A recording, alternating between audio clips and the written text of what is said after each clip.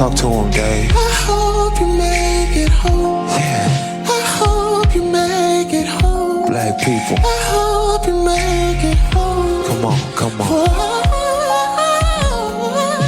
I hope you make it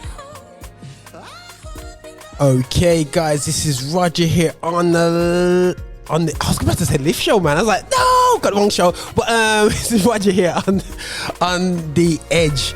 My goodness sake, this is definitely a bit edgy today. Yo, guys, I am straight up like, I can say, man, this is almost shaking here, man. I'm like, my heart's like going like absolutely crazy. Kind of nervous still, you know, because you know what, peeps. I can say, you know, when you're dealing with something which, you know, you've seen the damage of, and you've seen you're powerless to do anything to see something damaged and you can't do much to fix it, you know, powerless. It's tough, man. And when you're, I can say, when you actually care, you know, it's very easy when you don't really care for people, but I do that myself. I kind of like care, man. And it's like, when you care and you're kind of powerless and you really want to not deal with the symptoms and everything, you rather just stop it from it be happening. It's just like all sorts of things come into your mind. I'll be honest with you guys, all sorts of things coming out. But you know, we're gonna touch on this anyway. So for the ones who are locked into us, yeah, I'm gonna be setting up the conversation right now with a friend of mine, and let me turn up. Make sure this is on. Hey, sis, can you hear me?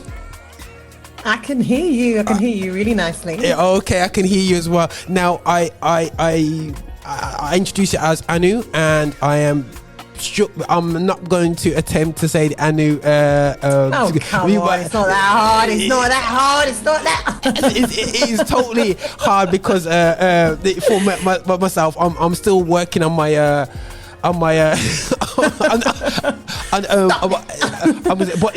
let me see if I can. Omideyi. Okay, yeah, that was hard, man. That was hard at all. Still, Omideyi anyway. Still, you know, but. Listen, let me just give everyone a bit of introduction into yourself, man. Myself, I've only bumped into Anu like a year ago. Give you a bit of a picture. This is not a set up best buddies from since we was teenagers and stuff like that. So yeah, we're from two different parts of the world. I'm from Birmingham, and Anu's from I believe London town. And I remember, you know what I'm saying. And I must admit, I was like this. First time I ever met a year ago, I went down to London to have this whole gospel world like thing, trying to sort this thing out. And this lady I was saying was kind of like strong talker, was right behind me, thinking, who's this lady behind me? Whatever. And afterwards, I text her. I spoke to my Audrey. I was like, Audrey, who's that lady there with the bit kind of like brown kind of hair thing? But she seemed like she kind of like knows what she's talking about, man. She's like, Roger, Reaper's Choir? Yeah, I know Reaper's Choir. That's the boss lady. Oh, you mean that's the... So I had to pretend like, yeah, man, I know everything in the gospel industry. I know everybody. I don't know nobody. But anyway, but we've over the year, we've got to know each other. You know, we work on the same project with GMIA, and what's the great thing is that when you get to know people, and sometimes I always say to people, listen, don't get arrogant to feel that you're the only person who cares about people, because sometimes we feel like we're the only person out there really fighting the cause of the of people, the powerless, you know, as Christians. And it's just really powerful to find people who are passionate about people and who care about young people, and utilizing the ability of music to have a message to change lives positively. And you know, that's just me, and that's how I feel about, you know, what Anu is all about, man, you know. So most definitely now Anu, like, you know, and then kind of later on that she's realized that she's got an EP out and all these different things going on. I'm like, hold on, you know, what's going on? But Anu, you know, just kind of like just couple minutes, just give a bit of briefing about yourself, your background and whatsoever, so people can get a vibe out of you, you know. Yeah, well, thank you, first of all, for inviting me on the show. I don't take it for granted. It's really cool. I'm really happy to be here in your edgy setup. Trust me, edged. I'm edged out right now. Yeah, as you said, I do a number of things. I particularly work with choirs and vocal coaching. So I work with several choirs. At the moment, I'm probably working with about 6 choirs in the pandemic. So normally, if there's no pandemic, I'm working with about 8 to 10 choirs a week. So that's that's my main thing that I'm on. And as you say, one of the choirs that I've done the most work with and lots of stuff with is the Reefers Choir, always dear to my heart. Shout out to anyone who's listening from the Reefers.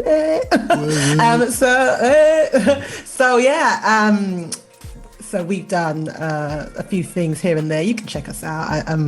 It's a bit boring saying stuff about yourself. Other things that I've done, just producing, a singer-songwriter. You're right. I love to lead worship and write songs and sing and all that stuff. So I have brought out an EP. That's a couple of years ago. I need to follow that up. So I will be doing that really quickly. It's soon rather. It's just that there's so many other different projects going on. And one of the projects that's going on is the one that we're here to discuss today. So that's a little bit about me, lots of different things going on. But I really do, as you say, and I care about people. And I'm really touched that you introduced me that way, because that is something that I like to think I do. And that's been a driving force of everything that I do. I was a practicing criminal barrister for about 15 years. Crazy. Yo. I know. And again, it's all about people. What's the thing that combines it? It's people. It's defending people. So I would have prosecuted for about 5% of my entire career. Most of it has been criminal defense work. And again, it's being passionate about what people are going through, how they've made decisions in their lives, what's happened, where they've arrived at, why they're in trouble, what we can do, what we can't do, accepting responsibility, all of it together. And so God kind of pulled me out of that 4 or 5 years ago directly into music and social ministry. And so that's why I've been doing all those things that I mentioned earlier ever since. And here we are today. Cool. All right. So, sis, I really do appreciate it. And I think that, and this is what I'm really passionate about with the station that we have here. It's great to have an Affinity Xtra, great music of Black origin, but I also want to also realize that there's more to us than just music. And there's more positivity about us and music. And I believe that I know we're part of a generation which now has really looked at our upbringing and gone, hold on, for real. Like, we've looked back, you know what I'm saying? We're a generation where, we're actually going, hold on, this book says something different to what I kind of, you know what I mean? We're going, hold on a second, what was culture and what was biblical, you know what I mean? And you know what I'm saying? So, like, for me now, it's a case of going, it's challenging now what we have to fight the internal battle of fighting our own upbringing as well as fighting what's around us. So it's a really, really crazy time now. I need to emphasize as well, and I know as a PK, PKs are not very good at advertising themselves as PKs, yeah? And that's so true. That's so true. Why do we want to tell everyone that we be PKs? You know what I'm saying? The blessed few that are PKs all their life, born into onto the throne, you know what I mean? You know what it is as well, though? We've done nothing to deserve it. We were literally just born. It's not like we studied for it or we did this or we just born into it and then we had that title. So I don't know. Some people love it, some people hate it. I don't know. I'm okay. I'm just like, I'm adopted PK because my dad didn't come past until I left the house, so I don't really count, you know what I mean? I was just like, you count. Like, you know what I'm saying? I don't really, like, as a pastor now, but like, it wasn't when I was a kid, man. It was just like, just the boss, like, just the boss, you know what I mean? Soldiers, man, we're soldiers. But, okay, right, so, let's get down to it. Now everyone's got a bit more picture of yourself. Now, I want to start first and foremost, sis, with your journey. Now, just want to get everyone what alerted me. I was speaking to Anu. I was going to say to her, listen, introduce this business that you're doing with which I know you work in the schools, and through COVID and lockdown, we've re-diversified our businesses, and we've had to work out ways of how we're going to make money in this this real new world that we're going into. That's it. And I know we've been talking over the lockdown period, and you've been like, oh, I need to get this piece of gear, and then all of a sudden you sent me this video, and I'm like. What? Like I was like, yeah, I want to talk about your business, but it's saying to a child, like you creating a discussion of like how can abuse, like how do we don't touch, and I'm thinking, hold on, like I can't even sit down with my own children and have a conversation. Like on the real, I'm like, I wish I could just took this video to my son when he's 6 years old. My son doesn't go, yo, watch this video. The whole point. That is the whole point. So to bring everybody up to speed, what it is that I've created a musical resource which is designed to help adults like Roger talk to their children to help give their children the tools they need to protect their bodies. Now, it is a difficult subject. It's sensitive. It's hard.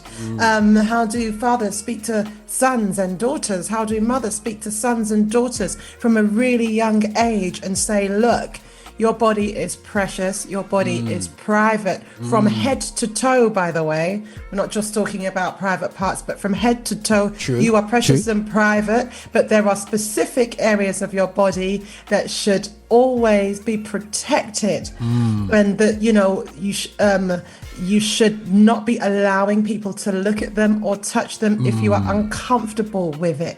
And how do you bring up that conversation with a child? And why should you bring up that conversation with a child? So let me back up a little bit Go, and tell you how I got to this place. So as a very young child, for the most part, I had a really happy childhood. And this is the thing that is so scary, right? Because from the outward perspective, I was a happy child. My memories, most of my memories of my childhood are happy memories with my cousins, with my close friends, running around, playing, doing this, doing that, church services, enjoying church, enjoying the whole environment, and so on and so forth. But there was a dark side to my childhood, which I now understand. I compartmentalized. So I separated the two, the happy side and then the dark side I put into a box. And your body will do that, or often people will do that to protect themselves. And that must have been my coping mechanism of how I managed to sort of protect myself as from the trauma that I was suffering. And what was the trauma? I was sexually abused as a child, and that occurred for years.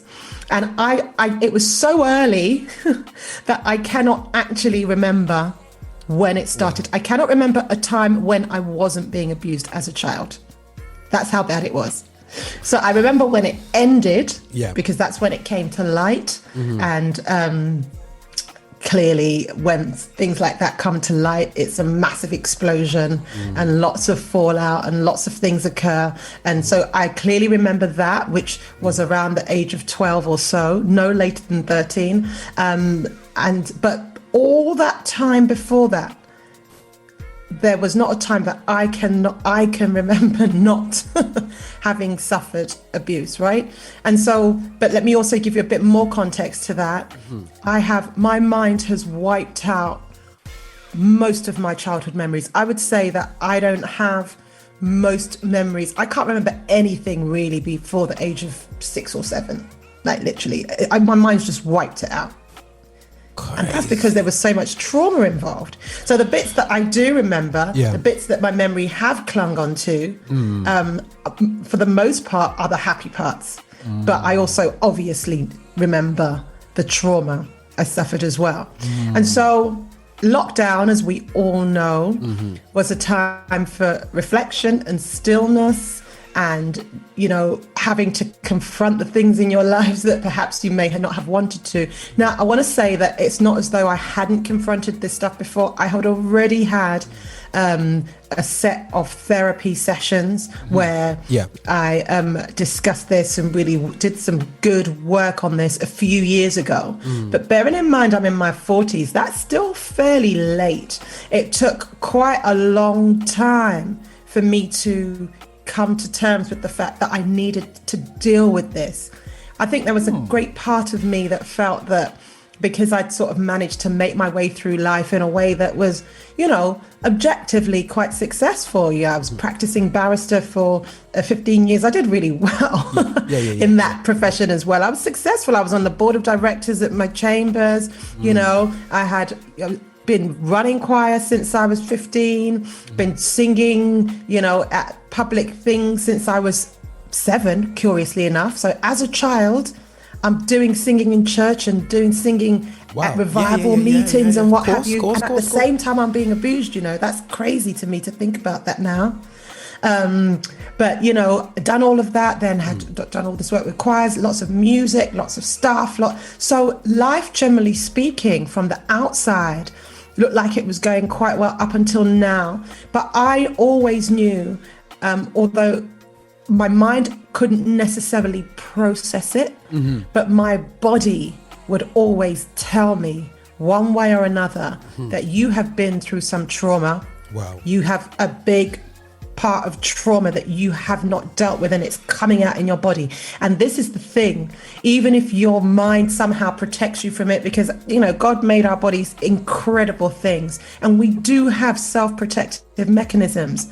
But as I said on another show that I was doing talking about this, when you suffer trauma of any kind at some point in your life, particularly in your childhood, if you do not deal with it, you are deferring a debt.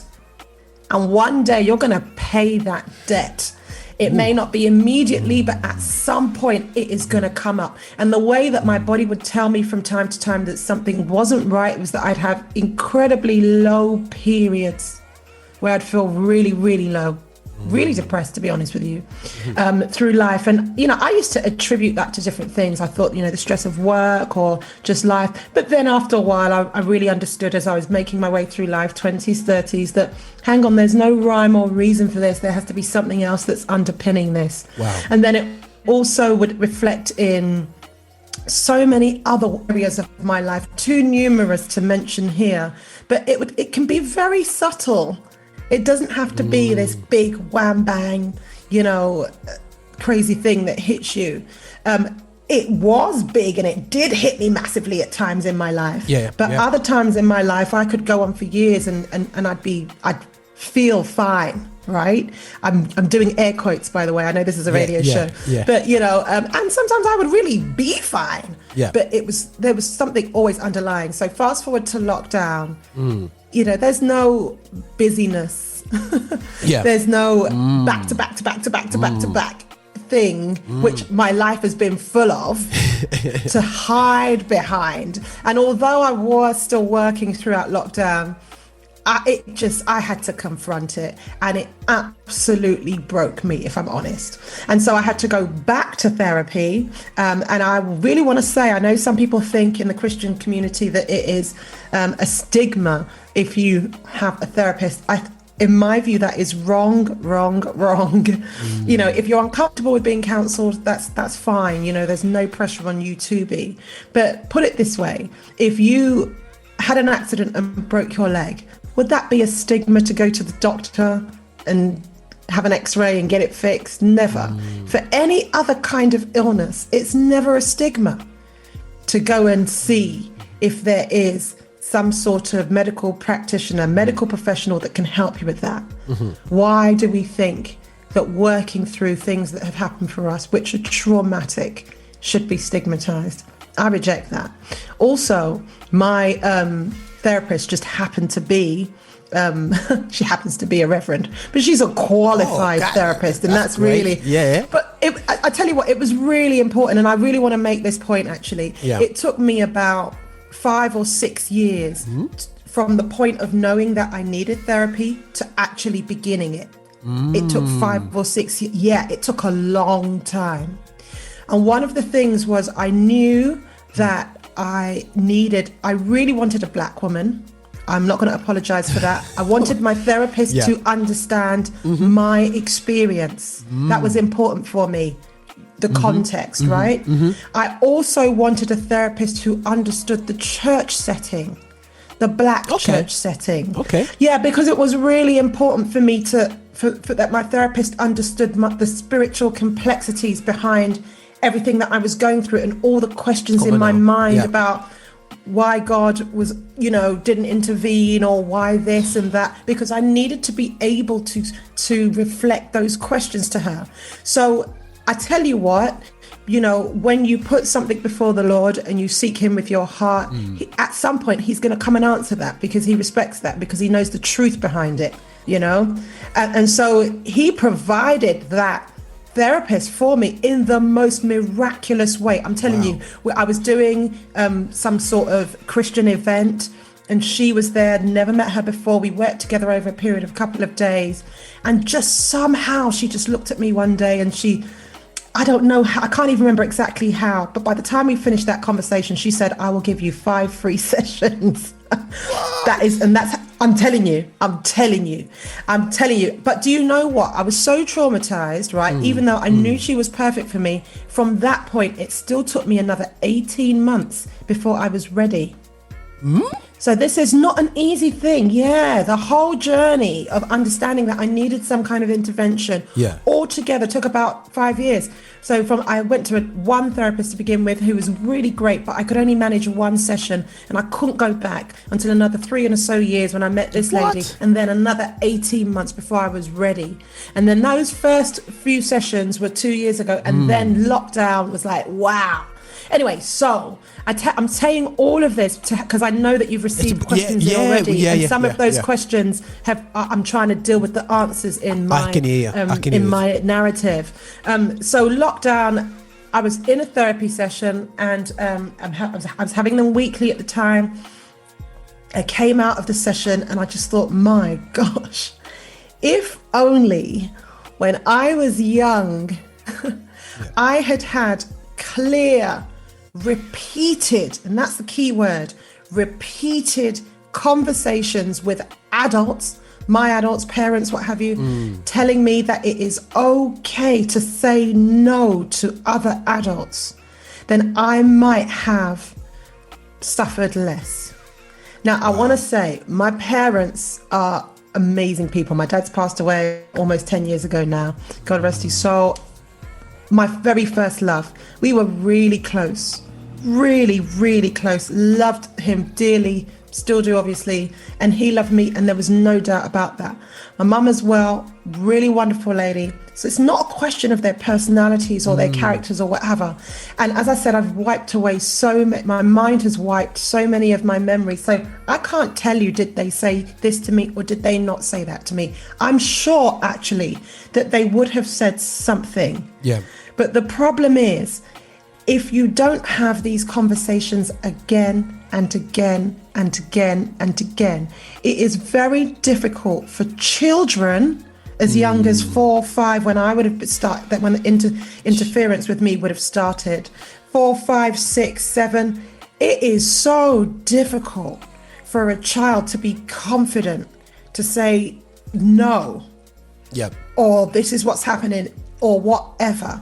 Especially when your general culture, as our black community cultures do, they have great emphasis on respecting your elders, and that your elders are authoritative figures, and that whatever your elders tell you to do must be right.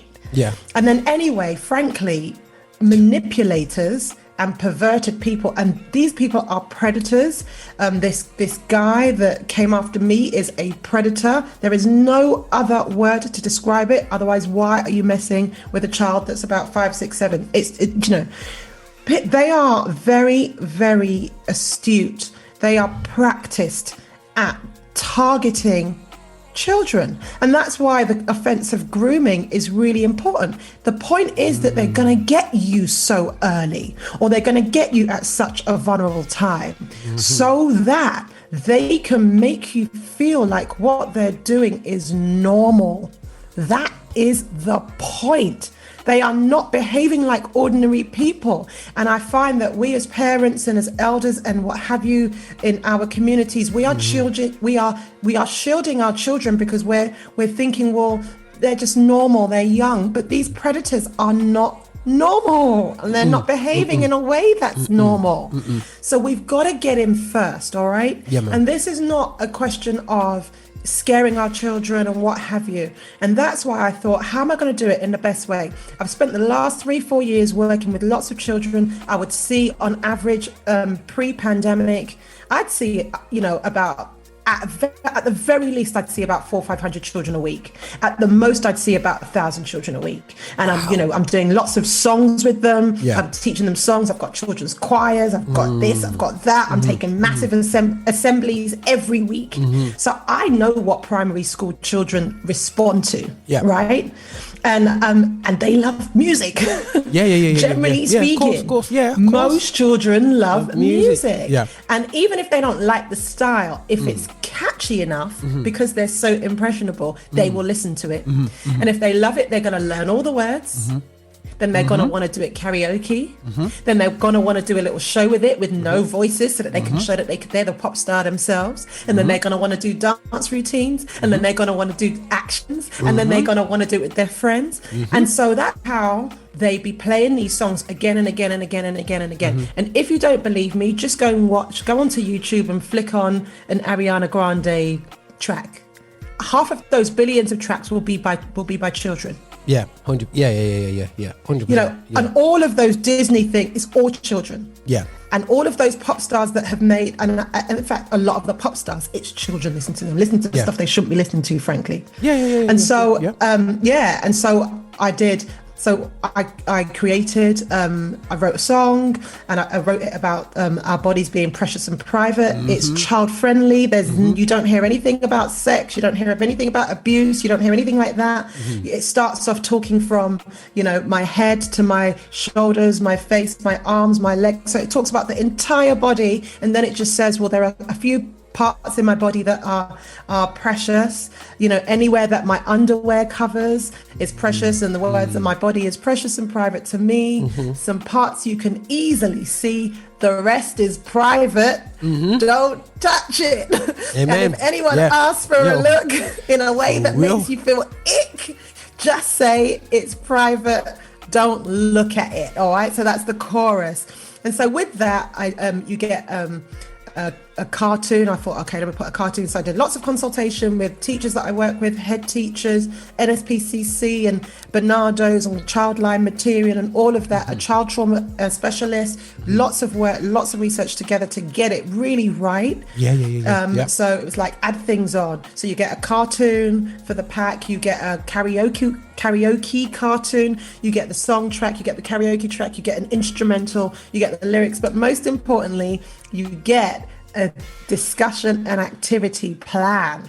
Okay. And it's got all these activities in it that you can start doing with your children, just like, dancing to it, of how to do it, stretches, movements, discussions, scenarios, all designed to make it easier for you to have those conversations with your child and to keep having the conversations. Because remember, if you speak to your child at 5 and you say, okay, if anyone comes to you and they look a bit dodgy, just please say no. They'll say, yes, mommy, yes, daddy, yes, uncle, that's fine. Come when they're 6 or they're 7 or they're 10. Are they still remembering that? No. You have to repeat. Repeatedly informing them of it's crazy. And that's it. And that's the idea. It's repetition. Repetition is the key to retention. And so for a pack, just to wrap it up, this part of the thing, for a pack with all those 7 items, it's a £5. All right, you can get it off the website. But I also really wanted to aim it at schools and that. So I've got packs with 200 downloads of every single thing I've said for schools, so they can just send it out to parents. They can do it in their classes. Yeah. I've also got smaller packs of 35 downloads of every single thing that you can send it. So for like, I'm thinking there about children's organizations or classes or Sunday schools or what have you. So yeah, that's the latest thing I'm working on, and that's sort of the basis for this conversation. Have you ever wanted to begin a discussion with your child about really difficult topics like protecting their bodies from unwanted touching, but you didn't quite know how to bring it up? Or are you waiting for a convenient time when they're older? Well, I have good news and bad news. Bad news first. There's never a convenient time. And whilst you're waiting, somebody else might be speaking to them in a way that's unhealthy. But the good news is that for £5 only, I've developed a musical resource just for you to help you approach the discussion in a fun, child-friendly way. It comes with a cartoon video, a karaoke cartoon video, a song track, a karaoke song track, an instrumental, lyrics, but most importantly, an activity and discussion plan packed with lots of fun activities and scenarios to help you discuss this all-important issue with your child. And the best bit is that they can play the song over and over again so that the message really sinks in. Larger packs are available for children's organizations and schools. So head over to difficultdiscussionseasysongs.com, and the precious and private musical resource is waiting there for you.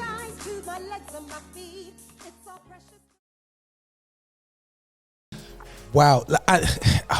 Sis, I'm the sort of guy that, I feel like, where am there and where's my baseball bat, man? This is the sort of guy, guys, I'm just like, I can't even contemplate the madness that you know what stuff. And sis, it breaks my heart that you have to go through all this. And just, I love the way you've timed the element of just dealing with it. And I think that now we both grew up in black churches.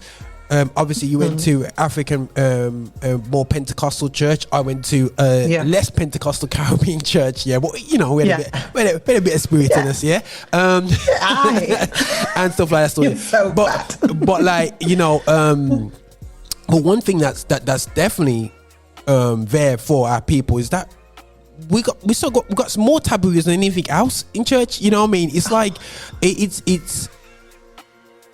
I've just had this conversation this week with a number of people. I said, guess what? I'm going to be interviewing somebody. I'm going to be recording it. I'm going to put it onto YouTube. So that's going to be important playback for people, so they can digest this conversation as well. I think that's one of the main things. We're going to making sure we have the on-demand element of what our discussions are. And some of the stories that hit me, sis, I almost had to get a bucket and spew it out, because it's some. I had a conversation with someone just today, and they were groomed in Sunday school as a child. And how can you explain to a child? We have spent from the pulpit, we emphasize the fact that the church is a safe place, but this isn't a safe place for you. Yeah, and because your parents don't even want to talk about the birds and the bees, let alone anything else. Yeah, we're growing up in a generation that, you try. My dad's great conversation, and I hope, Dad, you better not be listening. My dad's great conversation when it comes to in terms of ladies. Then was and then it's so funny. My dad goes like, "Listen, so and so, so and so, so and so." I was 16 at the time. I said, "Yeah, Dad, yeah. Listen, don't have no pick me word, like almost like that, Says, like don't end up like that, you know what I mean, like that." And that was it. And I'm like, good, yeah, Dad, thanks for great. So let alone dealing with anything outside of that. And I'm not blaming him. I'm just saying, how do you? I'm looking at myself. How do you get there? And it's like having a conversation with the person that how do you? All my life, I always say to my friends, a saying of mine, I wouldn't trust my iPhone on the altar if I leave it there. Yeah, I know it'll go missing. So people laugh at me when I say that still, yeah. So there's something's always been in me, never leave your iPhone out because it'll go missing in church. It's not safe, you know what I mean? Now, that's not based on anything else, but Roger just knows how to walk on. But ultimately, a safe place, you should be able to, it's the safest place that we should be known. So how do you go back to church after full on lockdown? You know, you come through the certain therapies this year and everything. How do you feel about church itself? Because from what I can tell, you've been in church all your life. Yeah. When I say the four walls, as well as being the body of Christ.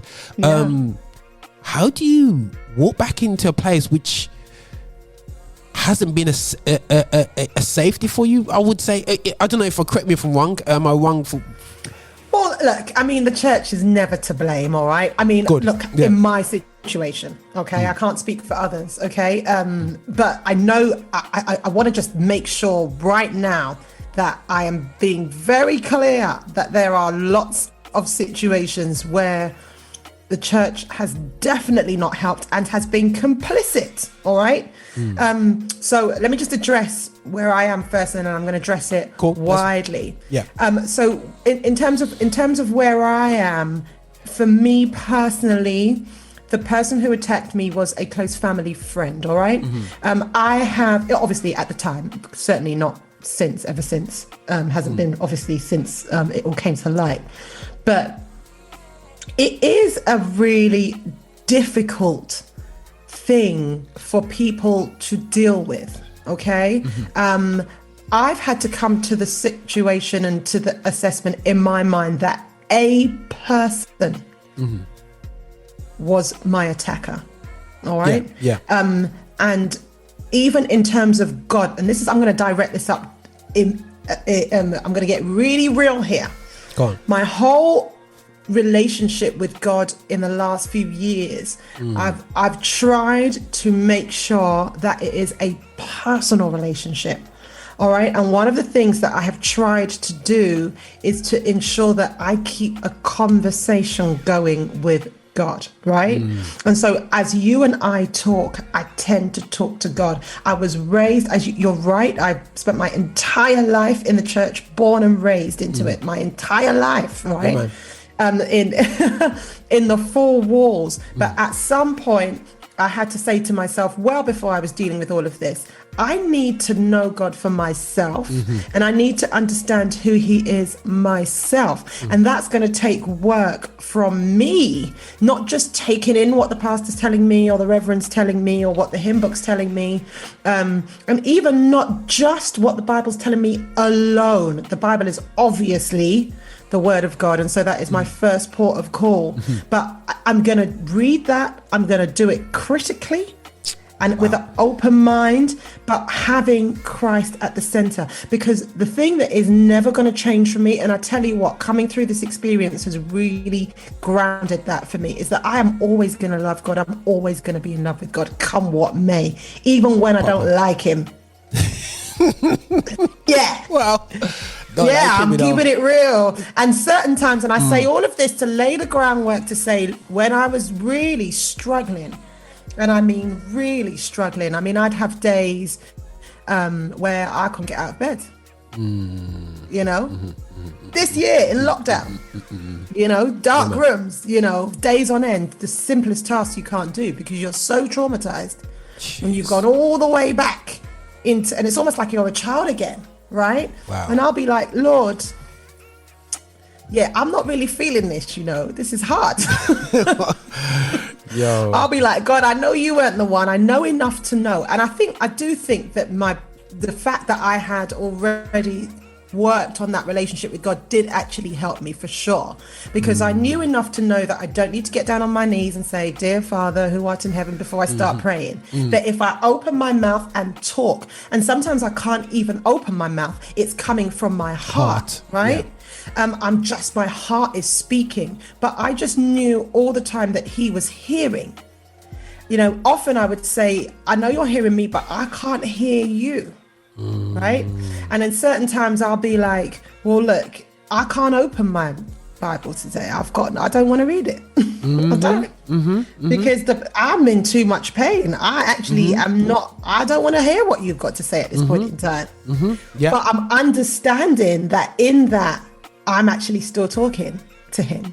Wow. And, you know, and in that effort over the last few years to really develop my relationship with him, I understood that even the cry of my heart he's going to hear.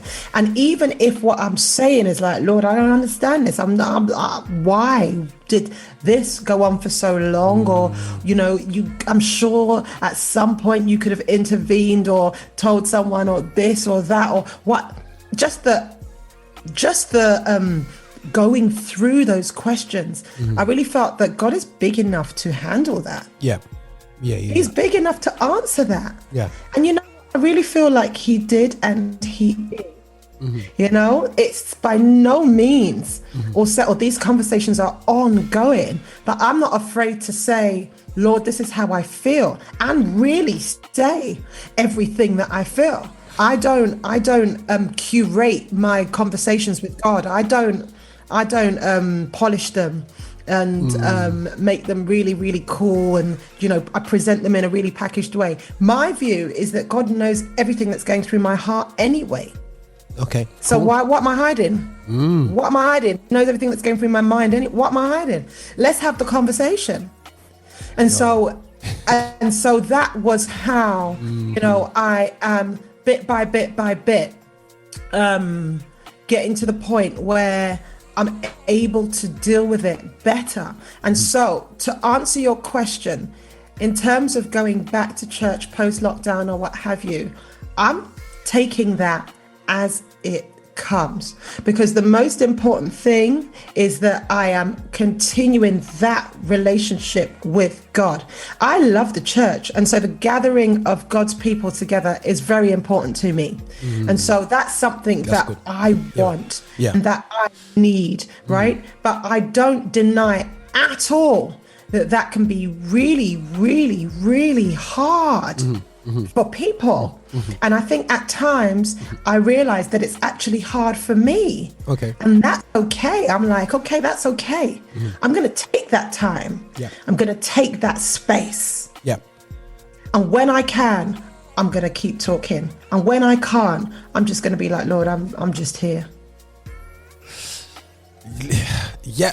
Sis, like, I just had a message in from one of my colleagues, man, and just to say that they're just loving your transparency. You know what I'm saying? You know, thank you. You know what I mean? And it's inspiring, sis, because sometimes, you know, we're locked in our four walls and we just see a lack of reality. Now, I only can talk from a perspective of the churches that I grew up in.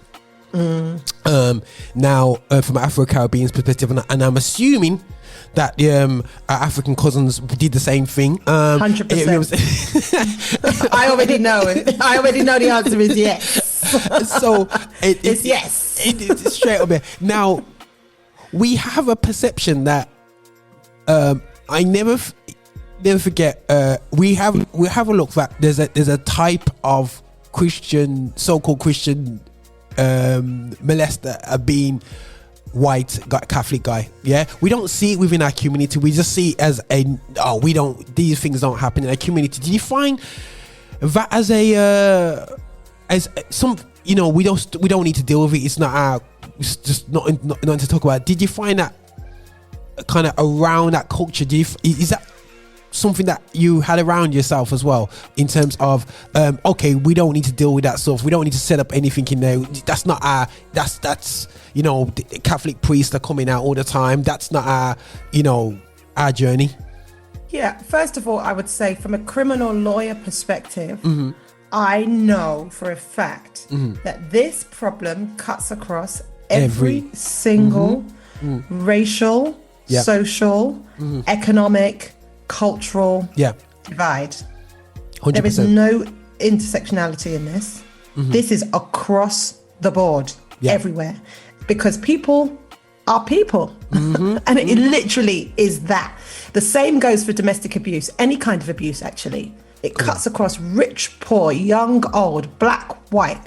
So anyone who says, I want to just be very clear, anyone who says we don't need to deal with this is falling into a number of camps, right? And I'm going to be generous. The first camp is that you just have never experienced it. Thank God. And I'm happy for you. Thank God for your life if you've never experienced it, or if it's never touched you, or you've never understood it. Honestly, I am the happiest. You are the most fortunate of all the camps, because it's just never touched you. You've never seen it. And so it's so difficult to understand that it's pervasive everywhere. And to answer your question, I've met every type of person. The people that know that it's a problem, you know, and they know it needs to be dealt with in church. The people that ignore it, it's not happening. We don't need to do anything in church. The people that are halfway through, oh well, we do need to do something about it, but we need to protect the church. We need to make sure the church doesn't look bad. But we still need to. I've met every single one of those people in my lifetime, one way or another. Right? It is. You know, as I say, coming back to camps, first camp, you've never touched it. The second camp, you're too afraid to open up and realize this is in my back door. What do I do about it? There is a camp of that. Some of those people who are afraid, and I'm really beginning to really be intentional about being compassionate and being empathetic, because some of those people who are afraid are not just being bloody minded, they are genuinely afraid. Some of them have suffered themselves and so are dealing with their own trauma trying to deal with your trauma. And so their fears and everything that have been ingrained in them are coming out in the way where it's saying we don't need to deal with this, or this doesn't happen here, or whatever happens. You know? Never looked at true. Yeah, and some of them are just afraid of how it might reflect on the church. I think this is very, very prevalent. Since I've spoken out, I have heard so many different stories, bro. So many. I can't. Honestly, it's a privilege for people to trust me with their stories. I'm very, very humbled by it. Pastors have been calling me, telling me about stuff that's been going on with their own children, or they've been calling me, telling me stuff that's happened in their own churches or around their own churches, or they've told me about things that have happened to them when they were children. I've had ordinary people, not ordinary in the sense of that distinction is only in the sense of clergy or non-clergy. So non-clergy people, so this is what's happened to me. People outside church, this is what's happened to me. This is what's happened to me. Listen, it is an epidemic. I was in an African church service on Thursday online. We were dealing with this subject. I was called into, it was a wonderful session actually. Honestly, I felt like it's my life's work, and I only stumbled into this over lockdown, but I felt like we were in that session. They'd called me in because they heard about the project. They got me to sing, to minister some songs, to tell them about the project, to have a conversation. And in that, one of the pastors said to me, "This is an epidemic." That word hit me like a thunderbolt. She said it was a female pastor and her husband. They both said, if you know the number of cases we have to deal with, we have to report, we have to counsel, every time I hear that, I'm blown away. This is not a flash in the pan, it doesn't happen here thing. So people in camp 3 are just afraid of how it makes the church look. This is my answer. Go on. Right? God is bigger, greater, more powerful than anything that we could ever deal with or understand or comprehend. Why do we think that he cannot deal with a reckoning of this issue within his house? It's nonsense. Of course he can. It's us. We're the ones who are scared. We're the ones who are scared. The scripture constantly talks about, what do I seek? Micah 6 verse 8. What do I seek? To walk humbly, to seek justice and to know your God. Right? Justice. Justice occurs for people who have been victims of crimes. Abuse is a crime. Yeah. You know, Okay, he yeah. wants it, right? So I know that churches are scared of how they will look, and I empathize, I really do. But at some point, you have to make a decision. What is more important? How you look, how your church looks, or the people who I would argue make the church, Amen. whose lives are being destroyed. Literally. Destroyed by the continuation of these criminal offenses or these devastating actions. What are you going to do? I mean, are we saying that it's impossible for us to properly deal with these issues and take the right steps and still preserve the honor and the sanctity of the church? Are we really saying that? It's crazy. Of course we can't say that. Something you mentioned there, criminal, and I think we almost feel that the law of the land stops at the door of the church. Yeah, and I've had an example said to me, and I always picture myself how I would handle the situation. There's somebody pictured the situation, said to me that, you know, something came a crop at, you know, abuse in the church a number of years ago, and they said that the pastor said to obviously the parents of the child that was, you know, being abused, said to them, listen, the Bible says, don't take your brother to court. Now, this is a few years back. I always said to you know, and oh my God! Can I just pause you there, because anyone who cannot see this, my eyes are going as big as my glasses. I just can't believe that. And that was always. Somebody told me this story about a good 20 years ago. Yeah, and so it happened. To somebody, obviously generation before ourselves and whatsoever, but just the scenario, yeah. I just said to him and said, bro, you know what happened? I would have said, Pastor, I'm gonna get my last supper at McDonald's, a nice good chicken sandwich and apple pie, and I'll find my two worst cousins out there and find two men there still. Yeah, so it's gonna be either me gonna be dealing with the law of the land, or it's going to be all them. So you take your pick, because it's gonna go down, and as much people might think, oh wow, that's a bit of a joke, but the sadness of it is that we seem to think that we are above. I don't know, is it that mindset? Have you bumped into what obviously your response was like, what the heck, you know, just referring to it as a crime is like you mentioned the word crime now, you know. Because it is. It's a criminal offense. It's a criminal offense. You cannot consent to any sexual activity before the age of 16. If any adult engages in sexual activity with anyone before the age of 16, there may, I mean, I've not practiced for law for 5 years, so there may be exceptions. I know you can't marry before the age of 16 in this country. I'm thinking about America. So if any adult engages in any sexual activity, any touching of any sexual kind, any inappropriate touching of any sexual kind or motivation, that is a criminal offense. And nobody is above the law. And let me tell you, what that pastor did 20 years ago was what I call spiritual manipulation. You take a scripture completely out of context. You use it to get your church member to do what you want them to do, which is not beneficial to them at all. You're not supporting their needs in any way. You're using the Bible to bash them inappropriate. That is manipulation. You know, the person could have responded, well, Jesus himself said, you know, give unto God what is God, and give unto Caesar what is Caesar's. In other words, recognizing the law of the land.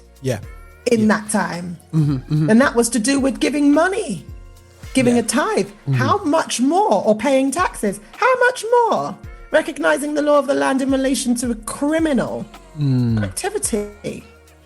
You know, I mean, it's something that we seem to think that when we repent, that Pastor, I've repented. You prayed for me, and okay. and one of the questions was, you know what will usually happen is that you have some big prayer for the person. God, we deliver you from these thoughts. We deliver you from this. Deliver you from that. Are we saying that? Is prayer still an important part of this journey?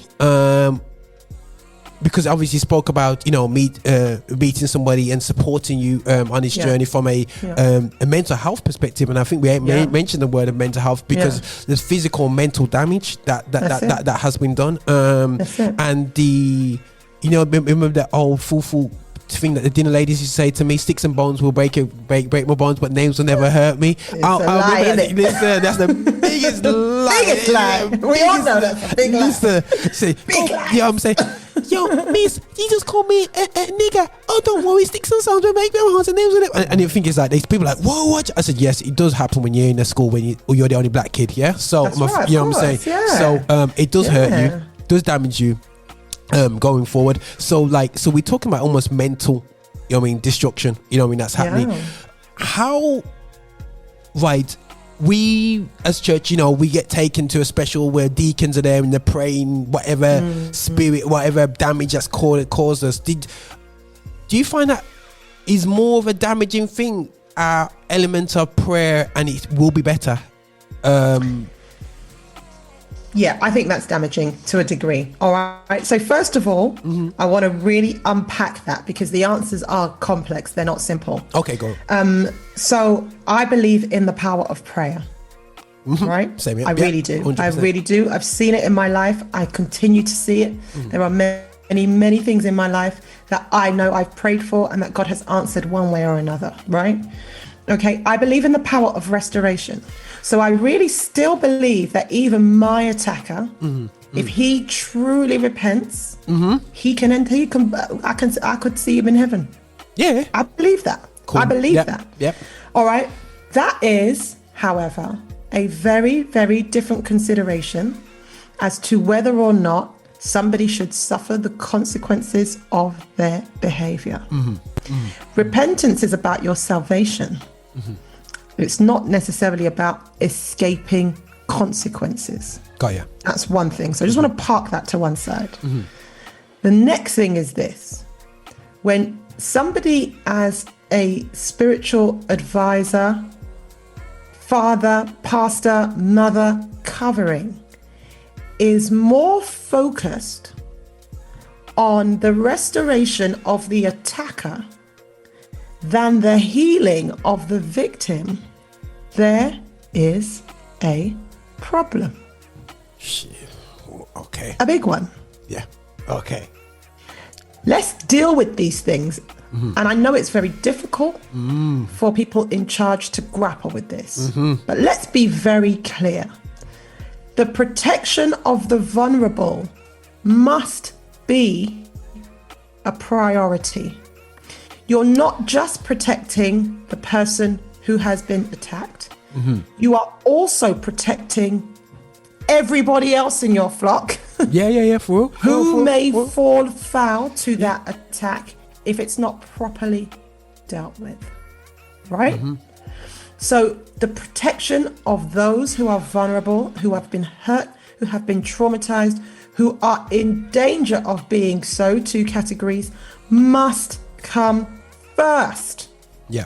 I'm not saying that the attacker won't at some point need somebody to restore or to assist if they are willing to engage in that. And that's massive. All right. Come on now. Yeah. But there has to be priorities. And so in my view, you have to, as a leader, this is my opinion, it's an opinion, so you don't have to accept it as fact, it's just what my belief is. You have to create distance between the people that have been traumatized, your victims, and the attacker. And it should not be the victims that are being sent away. It should be the attacker. Yeah. Frankly speaking, as a church or any organization, you ought to be reporting it to the police. That is the bottom line. For me, the exceptions to that are if your victim does not want it. And I want to make it abundantly clear that it is, in my opinion, up to every personal victim of assault as to what they want to do about it. Because it's just not an easy thing to go through a criminal justice process. It really isn't. You may not want to do that. You may not feel strong enough. You may be worried about, what kind of defense this person may raise, what that may mean. You may not be ready to repeat it. Come on now. There are all these things. For me, there is never a pressure on somebody who has been attacked to come forward and to report it.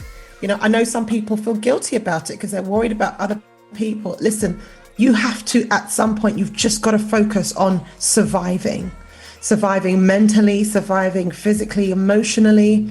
So don't take on that guilt. If you are not ready to report, if you do not want to report, if you have never wanted to report, that is okay. It's okay. It's fine. Cool. But that puts you in that's a completely different position from where the leaders are, because because the leaders of any organization have a responsibility to the people that they have within their control to protect them, and safeguarding requirements dictate that if something untoward occurs, there should be a rigorous process and of discipline, etc., and there should be reporting. In this day and age, I just don't see why churches are not reporting. I really do understand that it's difficult, because often these people, predators, etc., that are abusing people, they can be significant people in the church. They could be your family. You can love them, and it's heartbreaking. And I'm saying all of this with strength, but I'm not diminishing how difficult it is for leaders to do this, because it could be your own blood, and it's heartbreaking. They've broken your heart because you love them and you care for them, and you cannot believe that they would do this. But I'm afraid that the vulnerability of your people that are under your care must come first. You must protect people, and then you must focus on how you can help those who are within your care. And so when it comes to prayer, it is never enough, in my view, to say, we've just prayed for this guy and he is delivered. Yo, 100%. I'm not saying that God will not deliver him, or that God has not delivered her, or that God has not. I'm not saying that hasn't happened. I'm saying that even if that has happened, there are still consequences. 1,000%. Yeah. Go on, sorry. It's as simple as that. There are still consequences. You committed a crime. There's no. You can have your deliverance and your repentance and your salvation in prison. You know what I mean? If that's the route that you can go. It's true. That's true. It's true. Listen, it's true. You come out the other end. You've done your bit. You've worked hard. Listen, the problem is we don't know people's hearts. Only God does. Yeah. And that, for me, is the biggest problem. So you can pray for someone, they can be delivered, but only God knows if that is going to stick, or if that's changed. Because remember, the Bible talks about if you have a demon and that demon's cast out, if you leave that place empty. 7 more are going to come and make their home. Yeah, man. Yep. So imagine, as the pastor, you've done your deliverance work. Yeah. Whatever it is has gone. I'm not even saying that it will or will. I'm just giving I'm being the most generous that I can be to any pastor who says that they've done deliverance work. Just imagine that's happened and you've done it. How do you know that this is going to continue for life? You can't. You can't know that. You have to protect your sheep. That person should never be allowed back in my view. because you just have to protect the rest of the people in your church. Oh, first a person, sis, I have to say, I won't say kicking off. It's on WhatsApp. Is it? Oh my God! Okay, read them. Oh my God, go on. Sorry. So I'm going through some of the comments. What are people saying? Oh my God, tell me. So when it comes to safeguarding, now this causing this whole thing now something that I've worked with young people from since day dot. You know, like yourself, you know, you go up in church and don't put in terms of the training like young people and, you know, whatsoever. It's been fantastic. But I bumped into working with young people from a home perspective, and it really enlightened me in terms of processes and paperworks, and saying that if you work with young people full stop in this country, you need to have a level 3 MVQ in working with children, so you're aware of what needs to happen. And they said that they want to force places of worship in, not force, but force, because they working with young people. But anybody who's working with young people need to be CRB'd or DBS and whatsoever.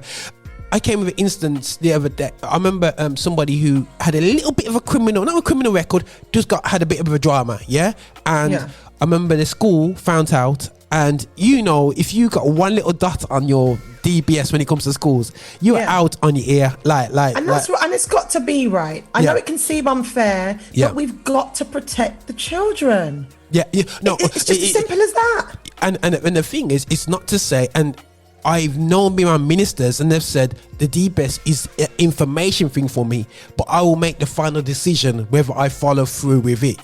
Now, okay, I just want to jump in on that. Okay, I can't even let you finish. I'm so sorry. Sorry. I'm just really sorry. I can't let you. That's cool. I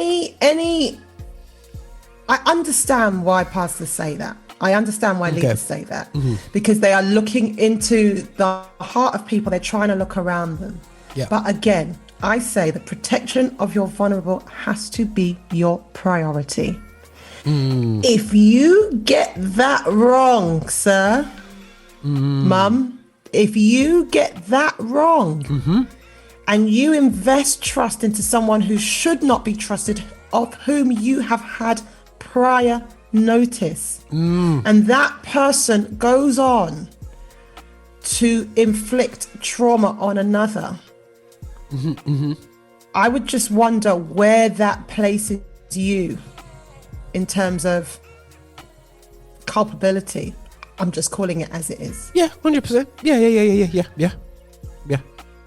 There always has to be a level of priorities. And we do want to pull people in, as many to the kingdom as possible. But every route does not have to be through you. And again, the most vulnerable, I would argue, have to be protected. Suffer ye the little children to come unto me, for theirs is the kingdom of heaven. If there is any doubt, you must implement measures to keep them away from the people that are likely to suffer. Would you ever employ an alcoholic to work in a pub? Under any circumstances, would you ever do that? It would never happen. Trust me. Would you ever employ a crack addict, a recovering crack addict, to work in a pharmacy? It would never happen. Every alcoholic, drug dependent person, sex addict, or any person who's addicted to anything will tell you that is a lifelong addiction. You are fighting that every day of your life. Of your life. Why would you then put somebody into the environment where they're going to struggle? Well, for me, you're 100% right there, and I think that, you know, people thinking, oh, Roger, why you raised that? Because listen, in my little world right now, I've had young people complain to me because they're so-called safeguarding officers trying to raise an issue and never getting shut down by the rest of the brethren because they're happy with the guy. Don't worry, that little drama was just a little drama, and they're being inappropriate around the young ladies in church. And this is something that I'm not talking from the perspective of 1978. I'm talking about a situation in I'm talking about 2017, 2018, and it's inappropriate. And what happens is that these young people leave the churches because they feel that, you know what, we're not safe around here. You know what I'm saying? We don't want to be around here, and it's definitely real. Now I know, sis, you know, we do have to try and conclude this, because like we can just be breaking it down, you know what I'm saying, and stuff like that. So yeah, it's absolutely crazy. And I think some things I do want to come back to in the future. You know, looking at, you know, mental health, which is. Funny thing is, I said to someone I love, man, about 5 years ago, I was just learning about mental health. I was doing some projects, and I said to them, I says, do you suffer, or not, is mental health on you? I said the word suffer, I shouldn't have, but with mental health. And I said, no. And I thought, that's scary. Our mindset towards mental health is so ignorant when it comes to within the church. Is that, you know, we can suffer with physical health issues, but we can't suffer with mental health issues. Now, that's because sorry. I want to get these. The reason why I'm jumping in, forgive me, I don't want to be rude. It's because I know that there are people listening, and this is so raw. If you've been through this is raw. This hurts. It's difficult, and so I'm just trying to reach as many people as I can. I think the reason why people they struggle with the term mental health is because they confuse mental health with mental illness. Those are actually two different things. Exactly. So everybody has some sort of mental health. Good mental health, mild mental health, bad mental health. We all have switches in our moods, in our we're affected by our environment, by different things. And everybody, every single person, you know, will have some form of mental health or another, whether that's good, medium, bad, whatever. That is just what it is. That's just what it's a part of us, right? Yeah. You know, mental illness is a completely different spectrum, and mental health issues can move into the realms of mental illness and vice versa. But I think that church communities are scared of dealing with mental health issues because they automatically think, oh, they're trying to say I'm mad. No. We're just talking about your feelings and your mood and the effect on it. And sometimes that can be extreme. Sometimes you can feel really low. Sometimes it can be clinical depression. Sometimes it's just sadness because something awful has happened, which is perfectly normal. You know, if you're feeling really low, again, that could be, so there are grades, there are degrees. So I really want to try and encourage people not to worry about the term mental health, but rather what's behind it and where do you fit on it in the spectrum. Just go and get some information about it. Be open-minded and see how it may relate to you or not. It may not, and it may, and that's okay.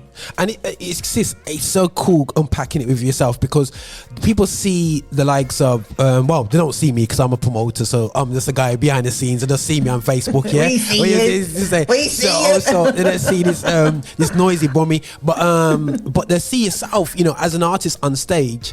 And you know, when you're ministering, some people, we don't know where you're coming from, you know what I mean, your journey. And I have to say, I am so honored and blessed, you know what I mean, to kind of like kind of have this open conversation with people. Because I always say to people, like, yo, if you listen to Roger interview, I am just so highly untrained. I just have telephone conversations with people. And you know, and it's not because I want to have these conversations just to make myself a superstar interviewer. I just want to be real about some of the things which I know in our communities which are taboo. It's great having songs and music about the beauty of our social work walks or whatever, or about love and whatever. But the thing is, we've been let down by people that we love. We've been let down by people that we care about. We've been let down by establishments that we care about. And I always said as a child, I always wondered, you know, when some people says, you know, I would have to use a bit of Paris still when they said, me now go to that church is bad. You know what I'm saying? And you're thinking, why you hate this church? I'm looking at this church and people are happy. Me now go there because them people, them are weak, them are fake Christians, and you're like, what are you on about? But when I get older, I'm having conversations with people who don't go to church. Yeah, people have to realize, if you don't handle these situations now from a legal perspective, now I'm looking at things, I've sat down with safeguarding officers. Yeah, and what people don't realize is that churches, God forgive me, if you don't deal with this correctly, Phil, I am not going to be on my knees praying that you'll get past the safeguarding officers of the county. They should go. Absolutely, you know what I'm saying? If you are not prepared to handle these situations correctly, because there's enough forums, there's enough support frameworks, you get enough offering and tithes to actually invest into safeguarding officers to be trained correctly. If you don't treat this diligently, you know what I'm saying, you should be shut down. You know what I mean? It might seem hard. You know what I mean? No, straight up. I hear that. I may not go as far as you. I feel like consequences will flow. Right? Okay, healthy fine. Yeah. 99.9% of your offering plate. You know what I'm saying? You know, for the next year. I feel like consequences will flow, and sometimes that might mean being shut down, because look, some places. Yeah. And I hate to say this because I genuinely love the church. I really love the body of Christ. Yeah. But as I say, I come from it from the perspective of that this reckoning with the body of Christ will make it better. Yeah. You know, this conversation is not to destroy the church, it's to make it better. Yeah. It's better, safer, And when we look at scripture and it says judgment will come from the sanctuary, what kind of things do we think he's talking about? You know, so consequences will flow. There are some churches in which this has been allowed to go on far too much, too long, and they just have so many broken hearts, etc. Look, there's nothing that God cannot forgive.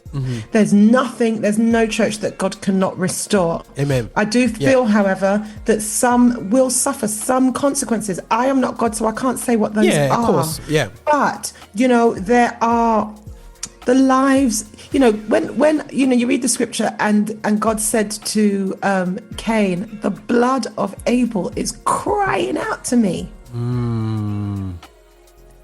Listen, do not think for one moment that the blood, the pain, the sweat, the tears of the lives and the hearts that have been broken, don't think for one moment that they are not crying out to God. Wow. And don't think that he's not hearing it, and don't think that he's not going to respond to that. So some of these consequences that you're suffering, which you're attributing to the devil's like, I didn't do anything.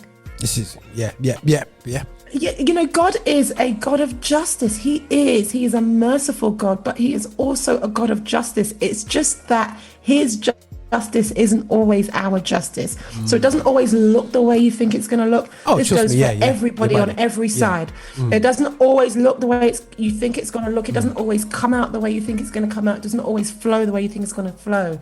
But don't think for 1 minute that the tears, the sweat, the pain of those who have suffered is not before God. I'm telling you, it is. You know, Psalm 34:8, I think it is. He is near to the brokenhearted. Can't break a heart, break a soul, and just get away with that, suffer no consequence because you've repented. Your repentance is valid if it's true. Yeah. And you know, and God alone decides on salvation. You know, you can be, look, the thief on the cross was entered into paradise before anybody else. But that doesn't mean that he wasn't on that cross with those nails in his hand. Same way. That was still a consequence of his crime. Yeah. So the two can coexist. The two can coexist. And I think the problems that we've created as leaders, and believe you me, you know, I know about church leadership. The problems that we've created as leaders is that we can sometimes believe that once repentance occurs, that is an absolute blanket. It can be, but it is not always. Yo, sis, man, I am like, you know, like, I'll be honest, you know, people like, when it comes to dealing with the people that I've had so many thoughts. I have to repent after some of the thoughts I've had. You know, I'm like, me too, mate. We're like, listen, I'm like this, watching them, you know, them FBI films. I'm looking at, that could have happened. You know what I mean? Yeah, but like, you know, but the reality show is that on a real perspective, you know, this needs to be, you know, highlighted. This needs to be, you know, and I have to encourage people. Something you said at the beginning, you specifically wanted a Christian black female to have a conversation, therapist, have a conversation, and people would say, why is she what's wrong with her? But something you said, and why people thinking I'm bringing this up, because sometimes, you know, a lot of times we get I can say we meet people when it comes to our mental health side who just don't get where we're coming from, and we struggle, and we come pull out of it, and you mentioned that you met somebody before her, before that as well, and I would encourage, you know, anybody, businesses out there that are doing this, and would you say I just want to get, because like I grew up with the word counseling, you know what I'm saying, and and used to do these people say, oh, I done my 2-day course on counseling and now I'm an expert. Come tell me, come on to me. You know what I mean? Everyone's here to mash up, line up. My wife, the pastor's wife's now a trained counselor because she's just done she's just finished her course after 3 weeks, and she's ready to do this. Now that's totally different. Correct me if I'm wrong, sis, to the type of person you're talking about in that area. Yeah, I think so. I think, first of all, let me go back to, just to repeat, just in case people have just joined the conversation after we had that discussion earlier. The reason why it was so important for me to have a black female therapist who knew about the church was because, actually, it was because I love the church. So I didn't want somebody telling me, oh, you're just in a cult. Or you should really try and get away. I know therapists probably, they won't do that. Well-trained therapists wouldn't do that. But I didn't want the perspective of someone who just did not understand, because I knew that I would not be able to be open enough if I felt that person wouldn't get me. And with therapy, what you put in is what you get out. If you are not able to be open and honest, you're not going to get out. I mean, there are some people that will be going to therapy for their entire lives, and if they need that, then that's absolutely fine. But I didn't really want that for me. I wanted it to be, I just want to do the work, you know, and to do that, I have to be able to express myself to you, and I've got to think that you understand where I'm coming from. And so because of that, that's why that was really important to me. And that's not to say that that's going to be important to everybody at all. And that's just not true. Everybody knows who's good for them. Some people just want women, some people just want men. And I think that's fine, because at the end of the day, you know what you're going to respond to, you know? So that's that reason. Now, in answer to your second point about the qualifications, I'm not going to rubbish people that do short courses or what have you and are able to have natural empathy or are able to do that. I'm not going to do that at all. They may, I think they have a place. They have the place, They have a place, and I think that they do great work, and they're probably going to be effective within their area of knowledge. So every person has to know, what have I suffered? And really, you know, the level of trauma that you've suffered, you will want to find a therapist who is experienced in the area of trauma that you have suffered. Because people have different areas of expertise. And so I would certainly suggest that if you've suffered some deep trauma relating to childhood or adult abuse of any kind, you're going to want to go to a therapist who has good experience dealing with that specific area, and so that they can speak to what you are going through. Yeah, man. And I think that most of those will have had some significant qualifications in those areas and be able to pull things out. But that doesn't mean that counselors of other kinds or therapists of other kinds might be useful to you. They may well be, and you may want to do them in addition, in combination, if you're able to, or what have you. And you know, again, I don't rubbish counselors or therapists from the Christian background that are able to, have been through some education and have got some qualifications. They may not be as extensive, but they can definitely be used in that.